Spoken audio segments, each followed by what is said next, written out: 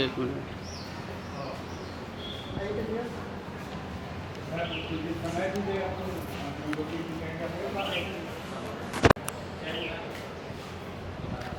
यहाँ जो बैनर लगा है उसका फोटो करवाने के लिए वही करवा।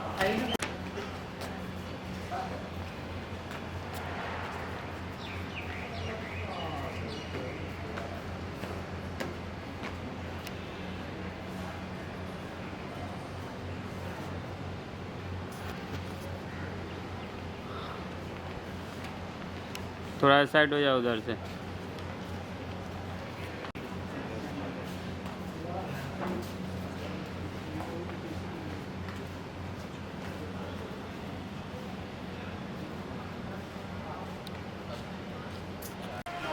स्टॉल लगा हुआ फिर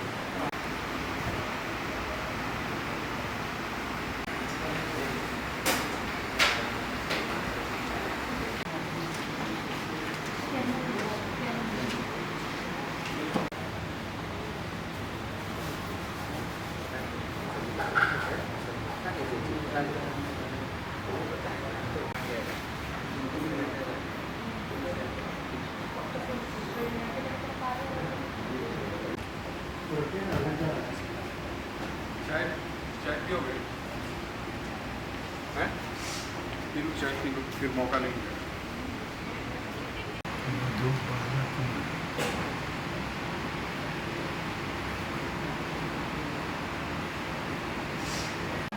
कार्ड में क्या लिखा हुआ है? हाँ सभा परिसर है ना? आपको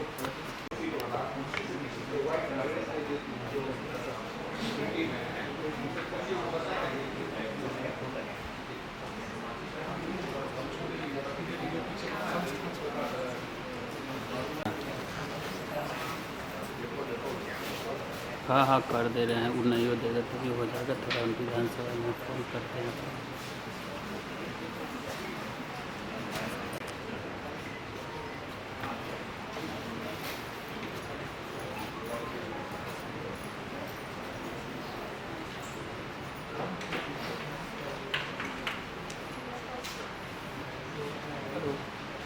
छतवा में ना पैक डाले के बदला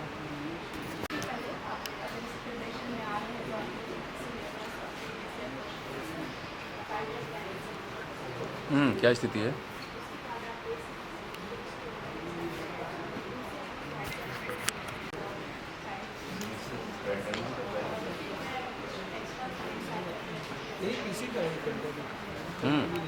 पता चला?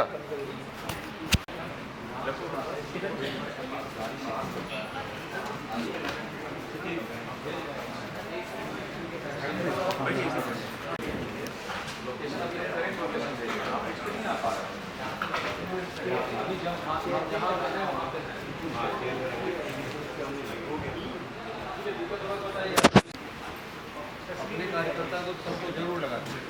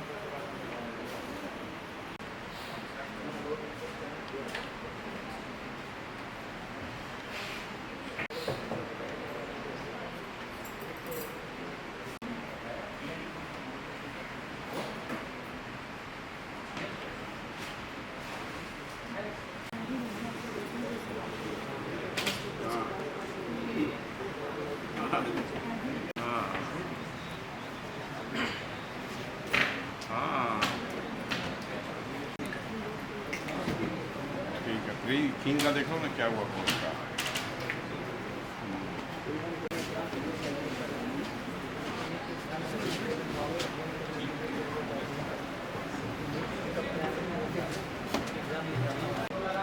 आज के समय में ये विडम्बना है कि रिसोर्सेज का पूरा भंडार लगेगा, बट उसमें से आप ऐसे सुनने हुए मैंने सबसे पहले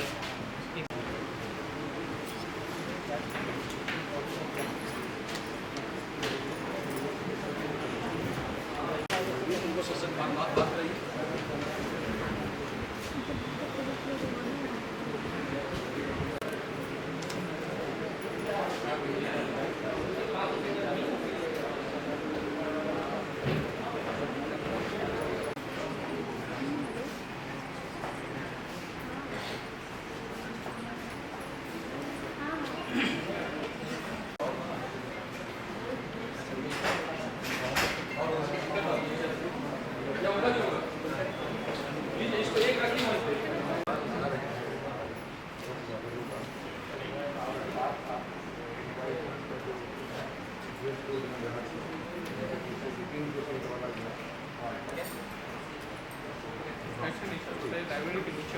लाइब्रेरी के नीचे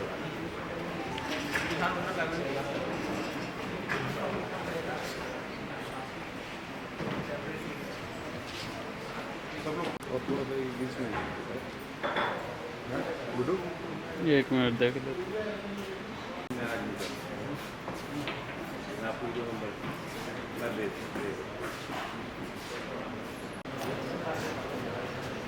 बात करें ना। हेलो, हाँ अमित से बात कर रहा हूँ। अमित जी वो ट्रे अपने यहाँ से देना दीजिए, जैसे आपने बता यहाँ है आप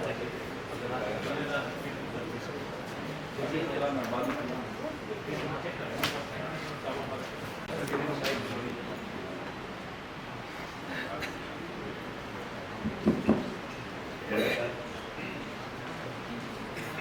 सभी का स्वागत करता हूँ। तो एक बार चाय पी लें और हम लोग अपना कार्यक्रम करेंगे अच्छे से करेंगे। और बस एक ही बात रखनी है, भारत माता की जय। बस एक भाव बैठ रही है और आएंगे, बड़ा अच्छा कार्यक्रम रहेगा। बहुत धन्यवाद। बाहर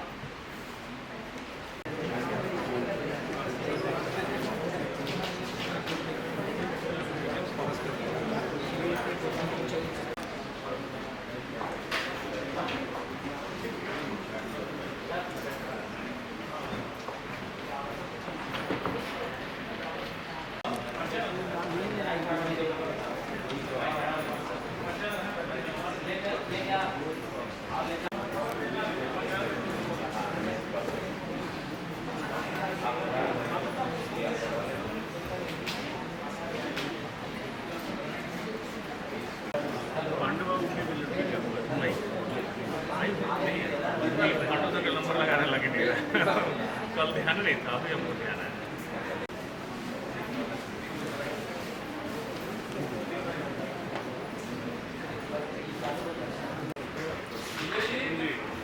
आधे घंटे तक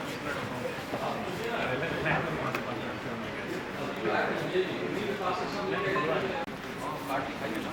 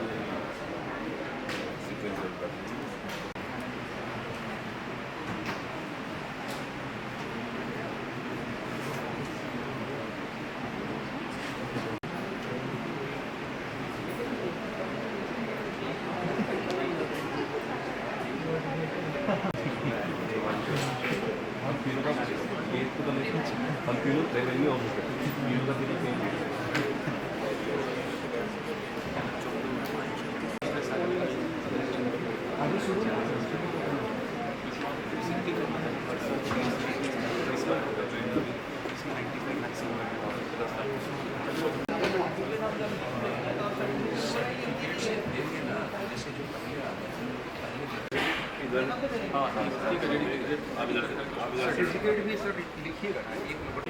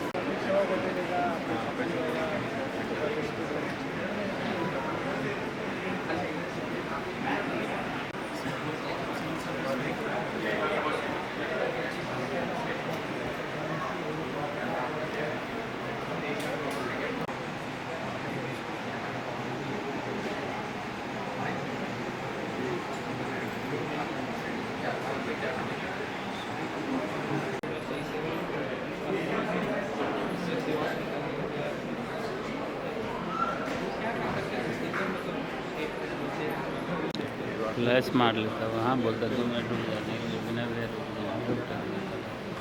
जिम्मेवारी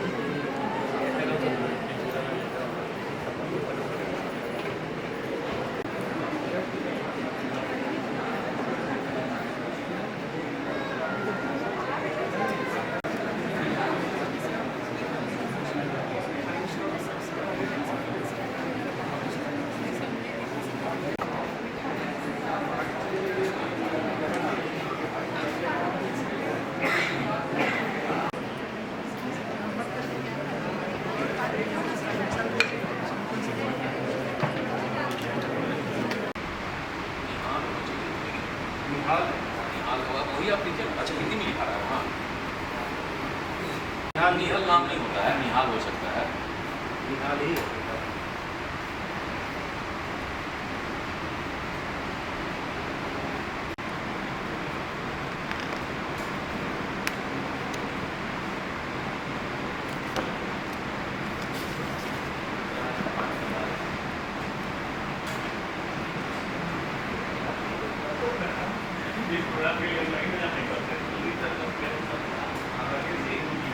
राकेश जी, ब्रेक है क्या?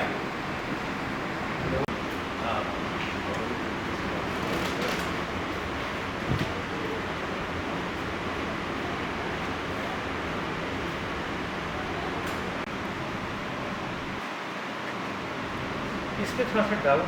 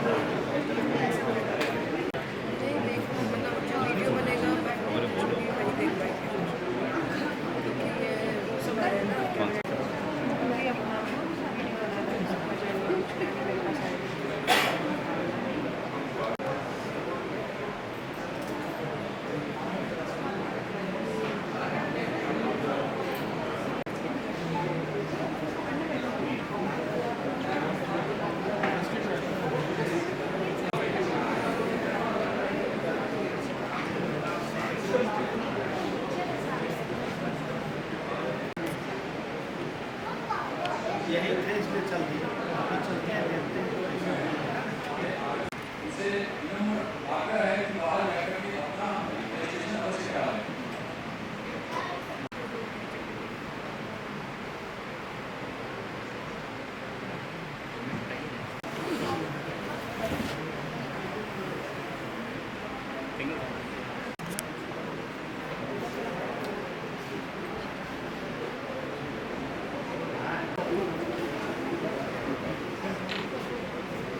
वीडियो तुम बना रहे हो?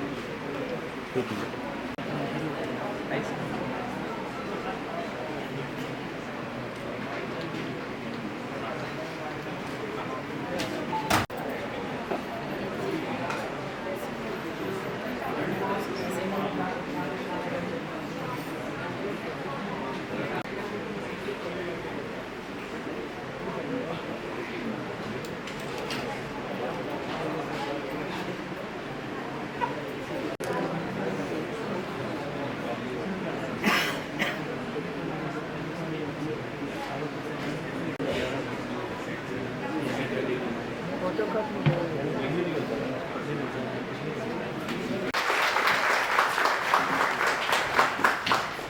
माननीय अध्यक्ष से आग्रह होगा कि अपना स्थान ग्रहण करें।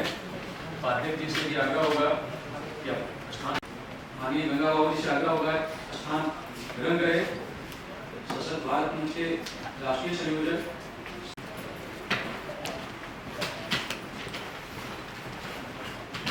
सभी लोग बैठ जाएं।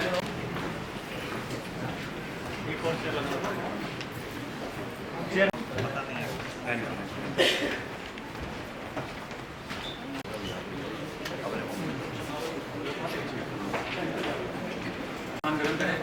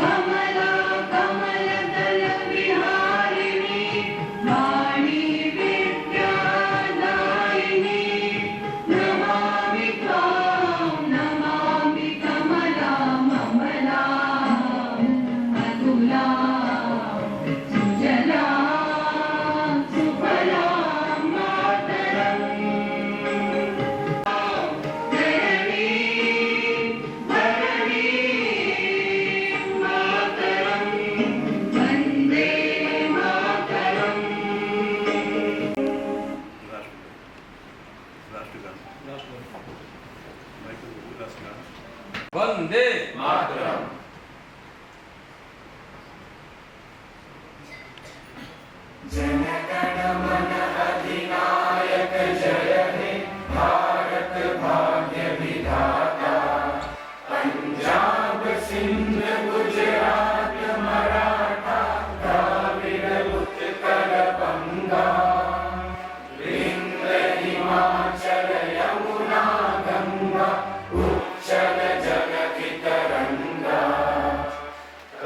शुभ नामे जागे, तब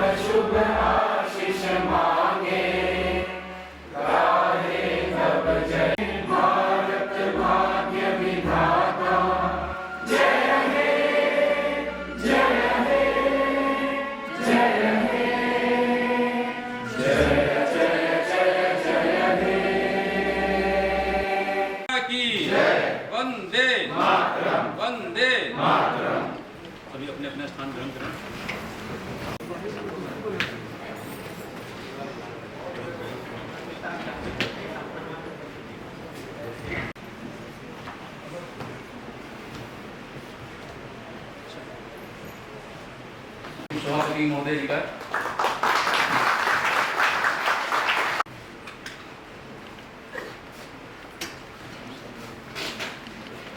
मंचासीन अधिकारियों से विनम्र निवेदन है कि प्रज्वलन कर कार्यक्रम को आगे बढ़ाने में हमारा सहयोग करें।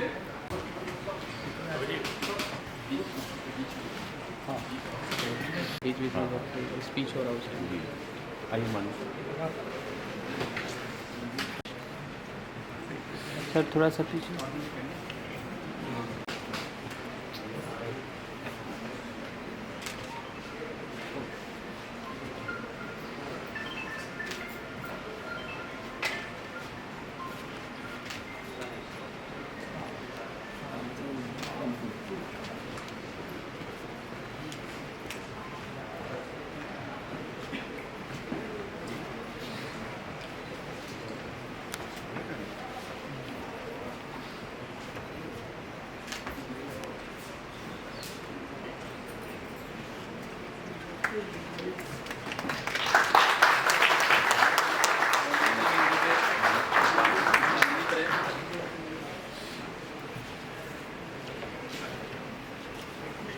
कैंडल कर लीजिए, कैंडल पीछे वो जैसे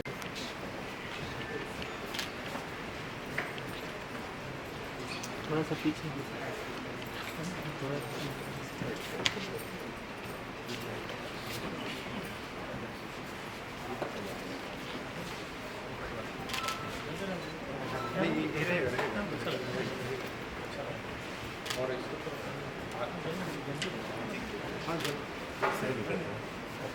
यहाँ आ गई क्या?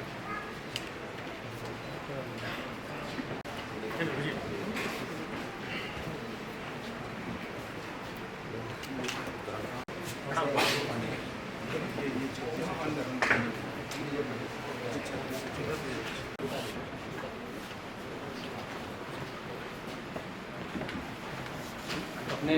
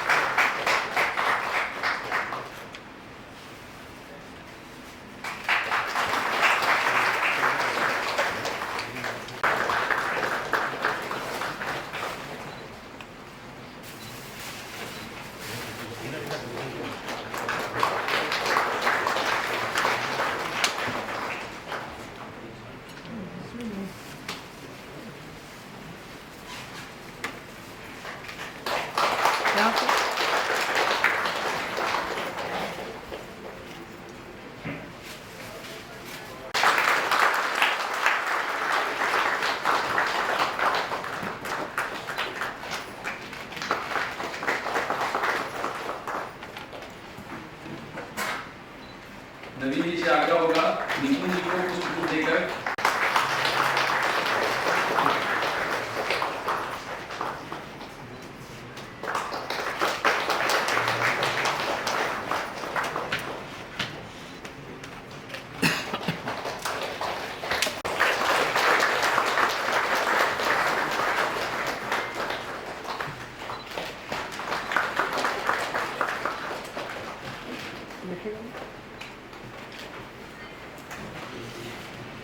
उनसे आग्रह होगा कि सर्वप्रथम वो आकर के सशक्त भारत मंच का भूमिका और अपना विषय प्रवेश कराने का हम सभी का काम करें। बहुत धन्यवाद। तो प्रथम मैं अध्यक्ष जी के बारे में मेरे आग्रह को फोन से स्वीकार किया और मैं सचिव महोदय को भी धन्यवाद करूंगा कि आप आई और इस कार्यक्रम को आपने एकदम अलग एक गरिमापूर्ण बनाया, क्योंकि महिला हमारे पास में नहीं थी अतिथि में, तो उसके लिए उनका भी बहुत आभार। मैं थोड़ा सा पहले तो एक निवेदन करूंगा, क्योंकि हमारे प्रधानमंत्री जी भी आजकल एक चलन हम लोगों ने चलाया है और हम इन्हीं को कॉपी करते हैं राष्ट्रपति प्रधानमंत्री जी को, कि जब भी आज किसी का अभिवादन करते हैं तो हमारे पास में टेक्नोलॉजी का दिया हुआ एक फ़ोन है, तो सभी अपना फोन निकालेंगे, फ्लैश लाइट जलाएंगे और हमारे जो अतिथि हैं उनका एक स्वागत फ्लैश लाइट के माध्यम से करेंगे, क्योंकि ये हमारे प्रधानमंत्री जी ने चलन चलाया है। तो एक बार सब लोग धन्यवाद देने के लिए अपना फ्लैश लाइट सब लोग ऑन करेंगे। ऐसे एक बार सबका एक बार फोन ऑन होना चाहिए, हमारे अतिथि के लिए और अपने लिए, स्वप्न को पूरा कर रही है। बहुत बहुत धन्यवाद। सशक्त भारत मंच के बारे में भूमिका बनाने के लिए, ताकि जीवन में कुछ भी हासिल हो, लेकिन एक बात ध्यान रहे कि राष्ट्र सर्वोपरि है। जैसा आप देख भी रहे होंगे कि हमने राष्ट्र सर्वोपरि रखा है, और आप लोग तो उस भूमिका में आने वाले हैं जो सीधे प्रत्यक्ष रूप से राष्ट्र और समाज की सेवा के लिए कार्यरत होंगे। जब हमने कार्य किया 169 गोष्ठी हमारी अभी भी चल रही है, वो लगातार संविधान जानो नागरिक कर्तव्य चल रहा है। तभी विचार आया, क्योंकि पिछले कई वर्षों से हम लोग शिक्षा से जुड़े हैं, एजुकेशन से जुड़े हैं। पहले मैं यूनिवर्सिटी में भी था और सिविल सर्विस से जुड़ा रहा, तो विचार आया कि क्यों ना हम जो सिविल सर्विस के अभ्यर्थी हैं उनके लिए भी काम करें। तो अभी हमारी सशक्त भारत मंच की जो इकाई है वो राजस्थान, उत्तर प्रदेश और बिहार 3 जगह कार्य कर रही है। आगे हम घोषणा करेंगे कि आगे हमारी योजनाएं क्या हैं, लेकिन ये बात मैं आपको स्पष्ट रूप से बता दूं, किसी भी तरह का कोई भी व्यवसायिक हमारा कार्य नहीं है। हम एकदम राष्ट्र और समाज सेवा के लिए कार्य कर रहे हैं। पूरा संगठन हमारा राष्ट्र और समाज सेवा के लिए समर्पित है। समस्त कार्यकर्ता बिना स्वार्थ के, किसी भी स्वार्थ के इस कार्य से जुड़े हैं। तो बाकी हम चर्चा करेंगे। मैं आगे संजीत जी से आग्रह करूंगा कि आगे का कार्यक्रम सुचारू करें। बहुत धन्यवाद।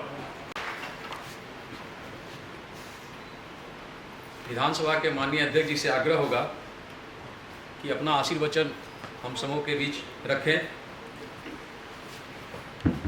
होगा आकर अपने 2 शब्दों से हम सभी को अनुग्रहित करें। सभापति जी।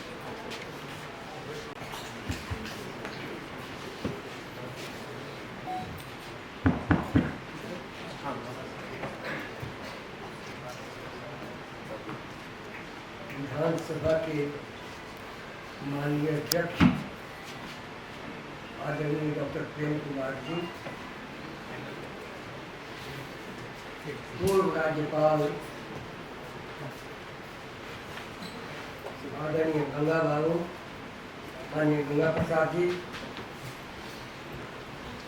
बिहार विधानसभा के माननीय उपाध्यक्ष श्री नरेंद्र नारायण यादव जी,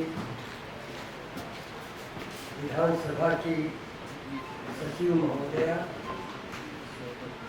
और सभागार में बैठे आप सभी सम्मानित प्रतिभागीगण,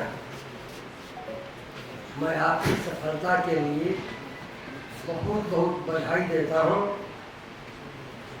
और आपको संबोधित करने का जो सौभाग्य मुझे मिला है, इसके लिए जो संयोजक हैं निपुण जी, आदरणीय निपुण जी, उनके प्रति आभार व्यक्त करता हूँ।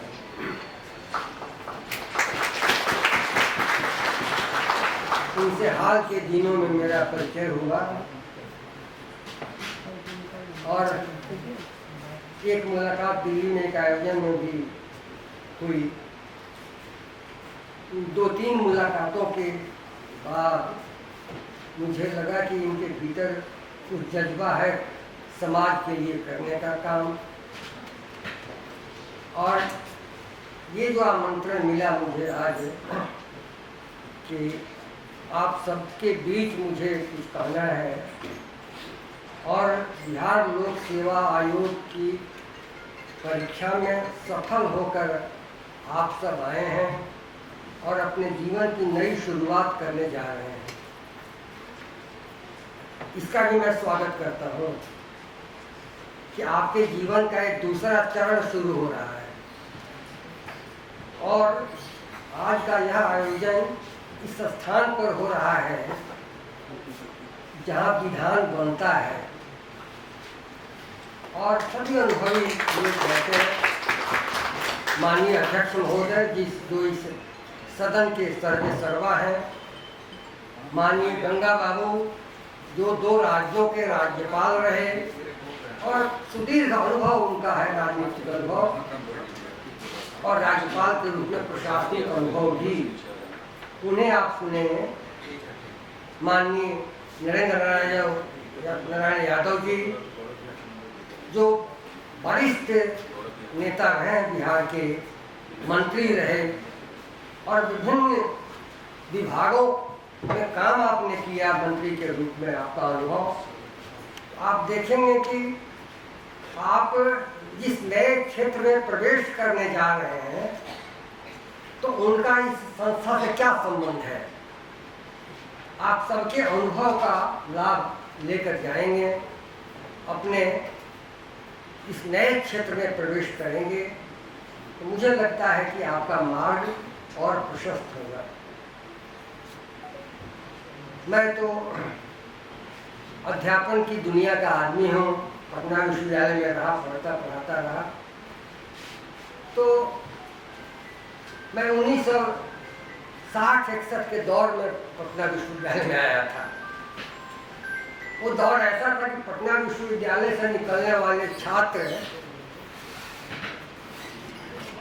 सिविल सेवाओं में जाते थे, केंद्र से लेकर राज्य तक, और लेकिन पता नहीं क्यों मेरा रुझान उधर नहीं हुआ। इसलिए आपको देखकर मुझे अच्छा लगता है कि मैं जो नहीं कर पाया, मेरा रुझान ही नहीं हुआ। मुझे एक शिक्षक बनना था। एक शिक्षक का जो सपना होता है कि मैं कुछ गढ़ूं, एक पीढ़ी तैयार करूं, उसमें मुझे बहुत आनंद। मेरा जो दौर था उसमें मेरे कई मित्र उसमें प्रत्युष थे मेरे साथ पढ़ने वाले। यहाँ जो गृह सचिव हुए, भारत सरकार में सचिव हुए, कोई राजस्थान में मुख्य सचिव हुए, कई वो सारे हमारे साथ पढ़ने वाले लोग थे। लेकिन लोग कहते थे कि हम लोगों ने तो अपना क्षेत्र चुना है, आपने कुछ चुना नहीं है। मैंने कहा कि मैंने तो अलग से कुछ नहीं, मैंने सोचा कि मुझे अध्यापक ही रहना है। और ये ऐसा काम था कि जो बार बार मिलता है। आज भी आपके बीच आया तो लगा कि मैं कुछ उसी तरह देश के सामने खड़ा होकर लेक्चर दे रहा था। तो एक अध्यापक की जो भूमिका होती है, उसी भूमिका में मैं सदैव अपने को पाता हूँ। मैं विधान परिषद में हूँ और तब भी मुझे लगता है कि मैं उसी भूमिका में हूँ। ये मेरे लिए आपद धर्म है, मेरा मूल धर्म तो वही है। इसलिए मैं कुछ दो टूक कहूँगा आपसे बिना लाग लपेट, क्योंकि आप जिस जीवन में प्रवेश कर रहे हैं, इस संस्था से जो संबंध है आपका, मैंने कहा कि यहाँ ये विधान बनता है, बनाने में वे किस तरह सहयोग करेंगे, ये सारी प्रक्रिया की चर्चा अभी गया जी में हुई है अध्यक्ष महोदय की मार्फत। इसलिए मैं ये कहूँगा कि आपका बहुत सौभाग्य की बात है कि आप एक अधिकारी के रूप में प्रवेश जहाँ करेंगे इस क्षेत्र में, तो इस यहाँ के विधान को लागू करने का दायित्व तो आप पर होगा। ये बहुत बड़ी जिम्मेदारी है। लोकतंत्र में और संवैधानिक व्यवस्था में हमारे पुरखों ने एक कल्पना की थी, जो 3 अंग होते हैं लोकतंत्र के, विधायिका, कार्यपालिका और न्यायपालिका। ये तीनों का परस्पर संबंध है। विधायिका कानून बनाती है, कार्यपालिका उस कानून को लागू करती है, और कहीं कोई व्यवधान आता है, कहीं कोई उलझन पैदा होती है, तो न्यायपालिका उसमें सहायता देती है, उसकी व्याख्या करती है। यही ना काम है लोकतंत्र। संवैधानिक व्यवस्था में यही काम होता है। इसे मेरा तो आग्रह होगा कि आप जिस जीवन में प्रवेश कर रहे हैं, आप के ऊपर बहुत बड़ा सामाजिक दायित्व है कि आप भारत को श्रेष्ठ भारत, सशक्त भारत बनाने की जो कल्पना कर रहे हैं, तो एक समृद्ध और सुव्यवस्थित समाज ही समृद्ध भारत के लिए उपादेय होगा, ऐसा मैं मानता हूँ। और इस समाज को बनाने का काम आपका होगा। एक बात ज़रा समझ नहीं रहा, आप मैं बहुत स्वस्थ नहीं हूँ, लेकिन तब भी आपको देखकर थोड़ा उत्साह हो गया कि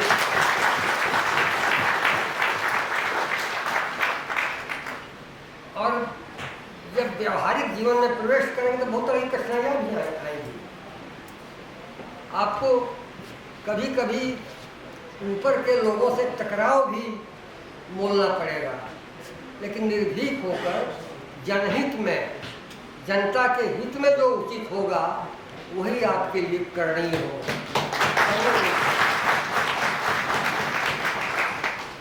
कभी कभी आप अपनी सेवा में कुछ अपमान भी, उसका भी सामना करना पड़ेगा। अपमानित हो जाएंगे किसी उच्चाधिकारी से या किसी मंत्री से या किसी रसूख वाले आदमी से, उसमें भी चिंता नहीं करनी, क्योंकि आप समझिए कि मुझे तो जब सम्मान, मैं थोड़ा असहज हो रहा था जब कहा गया कि मैं सम्मानित किया जाएगा। हमारी परंपरा रही है भारत की, तो कहा गया है कि असम्माना तपो वृद्धि सम्मानातु तपः क्षया। अगर आप कोई अपमानित होते हैं तो समझिए कि आपकी तपस्या में वृद्धि हो रही है, और सम्मानित हो रहे हैं तो लगता है कि तपस्या में कहीं क्षय है, कहीं कमी आ रही है। तो मैं हमेशा भयभीत होता हूँ कि कोई सम्मान मिल रहा है तो मैं डर रहा हूँ कि क्या कुछ गलती तो नहीं हो जाएगी मुझसे। तो ऐसा व्यवहारिक दृष्टिकोण आपको रखना होगा। थोड़ा अपमान भी, कोई मुखिया जी आएंगे आपसे उलझ जाएंगे, रसूख वाले आदमी आएंगे आपसे उलझ जाएंगे, लेकिन इसकी चिंता नहीं। आप देखेंगे कानून क्या कह रहा है।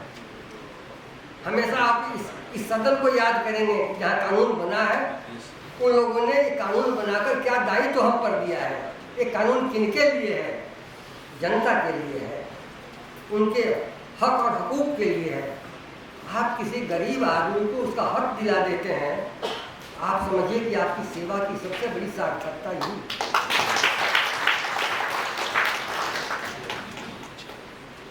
मित्रों, इसलिए बहुत बड़ी जिम्मेदारी और बिहार जैसे राज्य के विकास में आपकी अहम भूमिका होगी, ऐसा हम लोगों का मानना है।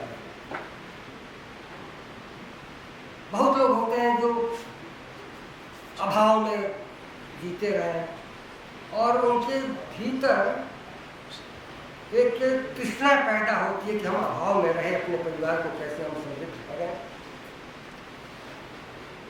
और ये तृष्णा इसलिए भी उपजती है कि अपने अगल बगल के लोगों को देखते हैं तो उनके घर में बहुत महंगा सोफा लगा हुआ है, मेरे यहाँ नहीं है। उसके बाद उनके भीतर एक हलचल पैदा होती है या परिवार का दबाव होता है कि आप क्या नौकरी कर रहे हैं, आप इतने बड़े अफसर हैं, वैसे अफसर हैं, और आपके यहाँ बहुत चारपाई ठीक से नहीं है, पलंग नहीं है, सोफा नहीं है। तो इससे तृष्णा पैदा हुई, मुझे भी होना चाहिए। नहीं, इसकी चिंता, आपकी कामयाबी इसमें है कि आप अपने को संतुष्ट रखें कि जितने से आपका काम, साईं इतना दीजिए जाने कुटुंब समाए, मैं भी भूखा ना रहूं साधु न भूखा। इतना ही मिले और ज़्यादा आ जाए। कबीर ने तो ये कहा, साईं इतना दीजिए जाने कुटुंब समाए, परिवार का भरण पोषण हो सके, मैं भी भूखा ना रहूं साधु न भूखा जाए। लेकिन मान लीजिए कभी संयोग या दुर्योग से इकट्ठा हो भी जाए धन, तो उसके लिए भी उपाय हमारे पुरखों ने खोजा है। तुलसी लिखते हैं,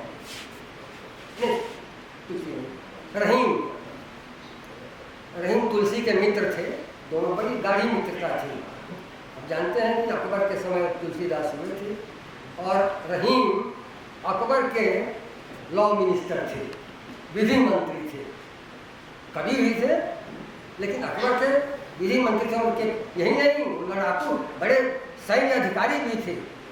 दक्षिण में जो राज्य स्थापित हुआ अकबर का, उसके सेनापति रहीम ही थे। उनके पिता बैरम खां जो सेनापति अकबर के से आरंभ हुए। तो ये रहीम कहते हैं कि अगर धन इकट्ठा भी हो जाए तो लिखते हैं, पानी बाढ़े नाव में, घर में बाढ़े दाम, दोनों हाथ उलीचिए यही सयानों काम। अगर किसी तरह अर्जित हो गया आपके पास किसी अच्छे स्रोत से, इल गॉट मनी, अच्छे धन आपने अर्जित कर लिया तो उसको बांटिए। आपका कोई पड़ोसी भूखा न रहे, एक ख्याल रखिए।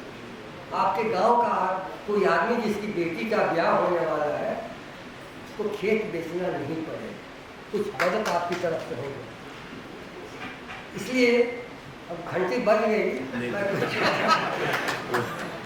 और देने की जो परंपरा है हमारे यहाँ, ये बहुत बड़ी ऊंची परंपरा है।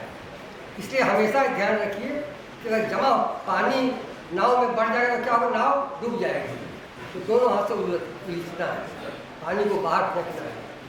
धन भी पैदा होता है तो उसको दोनों हाथ से बांटते रहिए। ये बांटने पर एक बात मैं कहकर अपनी बात समाप्त करता हूँ।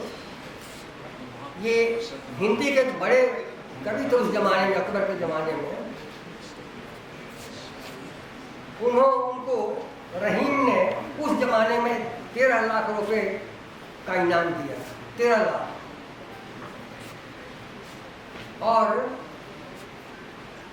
पूछा और दिया तो उन्होंने कहा कि जो दे रहे थे 13 लाख और कुछ मुद्राएं और भी थी, कुछ जेवर भी थे, तो उनकी नज़र उनकी तरफ नहीं थी।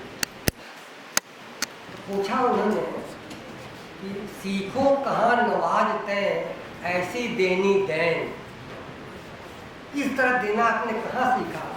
ज्यों जो कर ऊंचों करे त्यों तो नीचे नैन। हाथ ऊंचा कर रहे देने के लिए, लेकिन आपकी आँख झुकी हुई है। इस तरह आपने कहाँ सीखा? तो रहीम ने कहा, देनदार कोई और है, देता है दिन रैन, लोग भरम मुझ पर करें ताते नीचे नैन। देने वाला तो कोई और है, वही देता रहता है। और लोगों को भ्रम न हो जाए कि मैं दे रहा हूँ, इसलिए आंखें झुक गई हैं। तो देने का एक तरीका भी सिखाया हमारे पुरखों ने, हमारे पूर्वजों ने। इसलिए मैं ज़्यादा समय आपका नहीं लूँगा। अध्यापक लोग कुछ ज़्यादा बोल जाते हैं, आप माफ़ करेंगे। और मैं मंच के सभी माननीय जो हमारे बैठे हुए हैं उनसे भी ये क्षमा प्रार्थी हूँ कि कुछ ज़्यादा बोल गया तो आप अन्यथा नहीं लेंगे।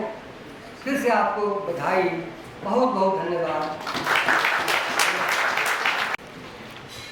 अभी कुछ अभ्यर्थियों का मैं नाम लूँगा, पुकारूंगा, वो मंच के नज़दीक आएंगे और अपना सम्मान प्राप्त करेंगे। ऐसे क्रम चलेगा। ऐसे 10 अभ्यर्थियों को मैं पहले बुला रहा हूँ, ठीक है। उसके बाद फिर दूसरे वक्ता आएंगे, फिर उस बीच में 10 ऐसे नाम पुकार करके उनको सम्मानित करूँगा। सर्वप्रथम ऋचा कुमारी जी से आग्रह होगा कि वो आए। RDO पद पे उनकी नियुक्ति हुई है, रहने वाले बाकरगंज पटना से हैं। ऋचा कुमारी परिवार के साथ है, परिवार के साथ आए। हाँ, परिवार अगर आए तो परिवार के साथ मंच के करीब आए। आगे रंजीत कुमार तैयार रहेंगे। RDO के लिए हुआ है, मधुबनी डिस्ट्रिक्ट से है।